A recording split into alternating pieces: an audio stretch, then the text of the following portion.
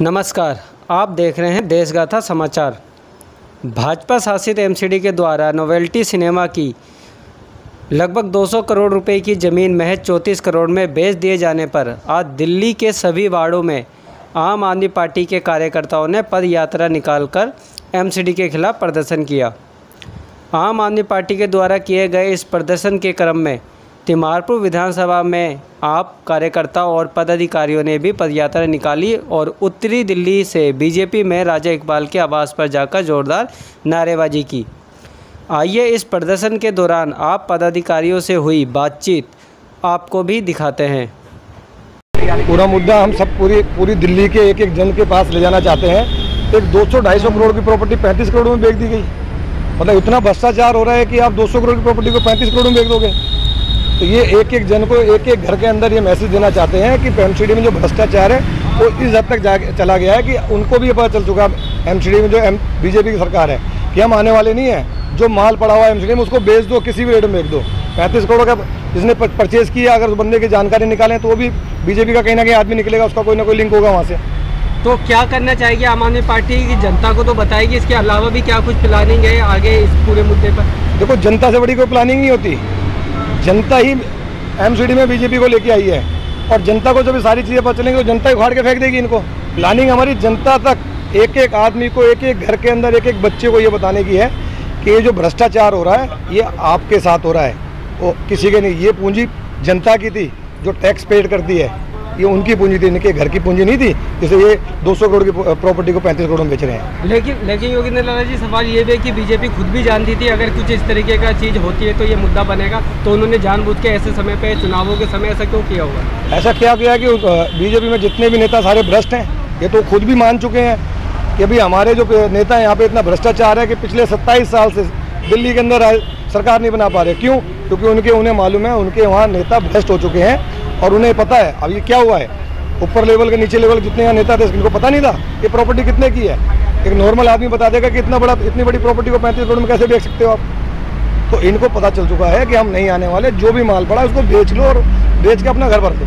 इनका काम बीजेपी वालों को ही रह गया। अब आज से 6 महीने बाद नगर निगम के चुनाव है, भाजपा को पता है उनको दोबारा आना नहीं है, तो वो कर क्या रहे हैं ना कि जो भी नगर निगम में पैसा है वो तो पहले ही खा चुके हैं। अब जो उनके एसेट्स बचे हैं जो कोई भी सरकार नहीं बेच सकती वो उनको बेचने में लगे हैं। मतलब जिसकी मार्केट वैल्यू जिस चीज़ की, नोवेल्टी प्लाजा की, नोवेल्टी सिनेमा की 200 करोड़ है, उसको वो 34 करोड़ में बेच दिया उन्होंने। उनके बाप की जागीर तो थी नहीं, जनता के पैसे से बनी हुई कोई जगह थी, सरकारी ज़मीन थी, एमसीडी की ज़मीन थी, उसको उन्होंने 200 करोड़ की ज़मीन को 250 करोड़ में बेचते। अगर उनको इतनी पहली बात तो बेचने की ज़रूरत ही नहीं थी, और अगर बेचना भी था तो मुनाफे में बेचते। कोई भी आदमी नुकसान में कभी कोई चीज़ थोड़ी बेचता है। 200 करोड़ की चीज़ वो मेयर साहब या कोई भी भाजपा का निगम पार्षद, उनकी कोठी की कीमत 5 करोड़ है तो क्या 1 करोड़ में बेच देंगे?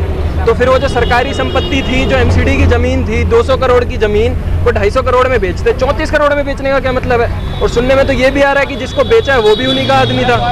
तो 200 करोड़ की ज़मीन आपने 34 करोड़ में बेच दी, वो ज़मीन भी उनकी हो गई, 34 करोड़ भी उनका हो गया। तो इन्होंने तो दोनों तरफ से खा लिया और नुकसान किसका हुआ? आम लोगों का हुआ।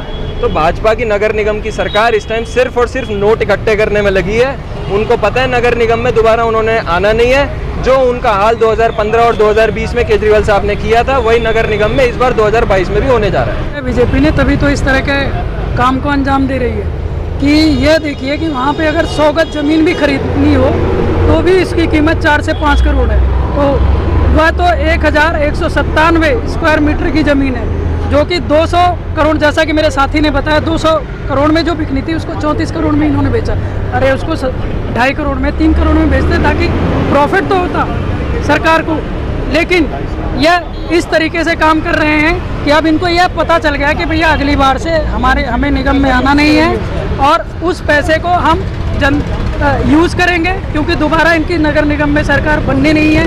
पूरी बीजेपी नगर निगम एकदम फेल हो चुकी है और ये जानते हैं कि आने वाली सरकार है केजरीवाल सरकार, क्योंकि केजरीवाल सरकार के काम से आम जनता एकदम खुश है और आने वाले निगम में आम आदमी पार्टी की सरकार बनेगी। और बीजेपी के चेहरे पे जो मुखौटा था, बीजेपी के चेहरे पे जो मुखौटा था वो आम आदमी पार्टी ने उतार के रख दिया है और जनता को बता दिया है कि किस तरह का भ्रष्टाचार कर रही है बीजेपी।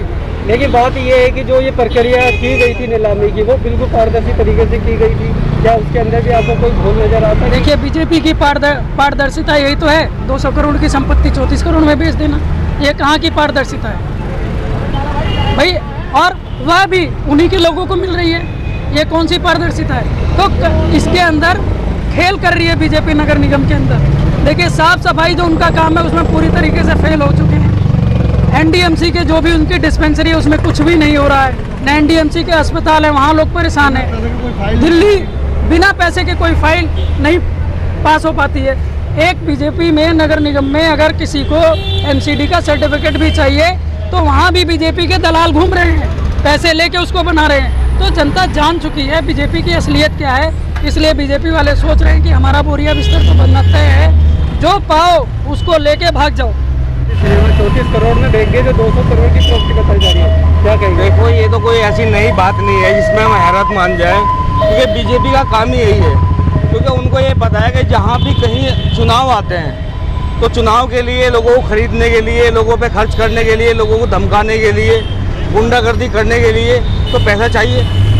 तो जहाँ चुनाव होते हैं तो बीजेपी का काम यही है कि बीजेपी हमेशा लूट खसोट मचाती है ताकि वो पैसा फिर चुनाव में हम खर्च कर सकें और जनता के काम आ जाए।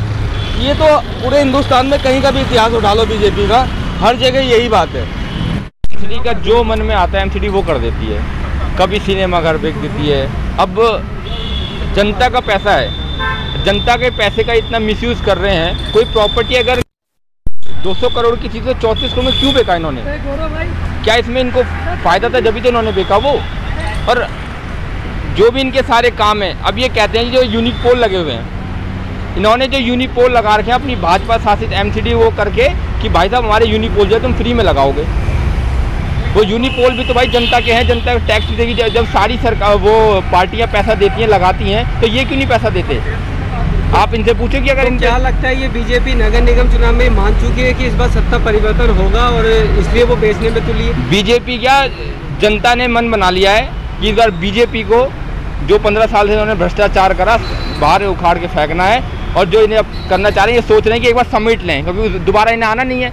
अब ये समेटने में लगे हुए हैं, जो बिक जाए वो बेच दो, जहाँ से खाने को मिल जाए वो खा लो, और इनका कोई काम नहीं है, बस ये बेचना चाह रहे हैं। जैसे मोदी जी पूरे देश को बेच रहे हैं, अब ये एमसीडी को ऐसे तरीके से यहाँ पे बेचना चाह रहे हैं। दिल्ली नगर निगम चुनाव में अभी कई महीने बाकी है, लेकिन निगम चुनाव के मद्देनज़र राजनीतिक दलों के द्वारा आरोप प्रत्यारोप की शुरुआत काफ़ी तेज़ हो चुकी है। और ऐसे में बीजेपी शासित एमसीडी के द्वारा इस प्रकार सस्ते दावों में नोवेल्टी सिनेमा की ज़मीन को बेच देने के मामले में आम आदमी पार्टी को बैठे बिठाए एक बड़ा मुद्दा मिल गया है। इस मामले में आम आदमी पार्टी द्वारा दिल्ली की जनता के सामने एमसीडी के भ्रष्टाचार को जोरदार तरीके से रखा जा रहा है, ताकि आने वाले निगम चुनाव में आम आदमी पार्टी को फ़ायदा मिले।